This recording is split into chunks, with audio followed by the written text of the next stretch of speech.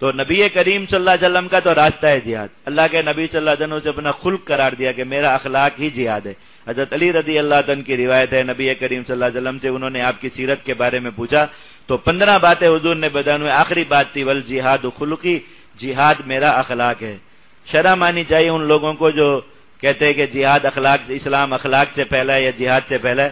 نبی کریم صلی اللہ علیہ وسلم یہ فرما رہے ہیں کہ میرا اخلاق ہی خود کیا ہے, جہاد ہے. اور آپ نے اخلاق اور جہاد کو الگ الگ کر کے دو گویا الگ الگ چیزیں ہیں کہ اخلاق کچھ الگ ہوتا ہے اور جہاد الگ ہوتا ہے. جو کام نبی کریم صلی اللہ علیہ وسلم نے خود کیا, بار بار کیا, زندگی بھر کرایا, اور اس کو آپ اخلاق سے باہر نکال دیں گے.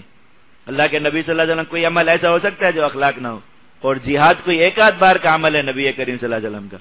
اللہ کے نبی صلی اللہ علیہ وسلم پر جتنی زندگی جہاد فرض رہا, کوئی 4 مہینے نبی کریم صلی اللہ علیہ وسلم کی زندگی مبارک کے ایسے نہیں جس میں آپ جہاد میں نہ نکلیں. کوئی 4 مہینے آپ حساب لگا لیں, 8 سال کچھ ماہ جہاد کا عرصہ ہے فرضیت کا جو نبی کریم صلی اللہ علیہ وسلم کے زمانے میں رہا, اور 27 بار آپ غزوات پہ نکلے تو آپ حساب لگا لیں کیا اوسط نکلتی ہے. 4 مہینے سے بھی کم بنتا ہے وقت جس میں نبی کریم صلی اللہ علیہ وسلم ایک بار پھر ضرور نکل جاتے تھے جہاد کرنے کے لیے.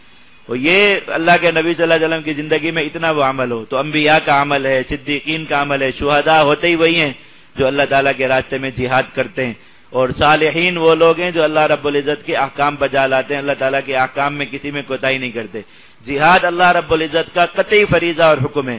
تو اس آدمی کا یہ سورہ بقرہ میں آپ نے پڑھا, تقوی مکمل نہیں ہوتا جب تک وہ حین البعث, شدید لڑائی کے وقت میں اللہ تعالیٰ کو ثابت قدم نہ رہ کر دکھائے. تو کوئی آدمی صالح ہو سکتا ہے جب تک وہ اللہ تعالیٰ کے اس فریضے پر عمل نہ کرے.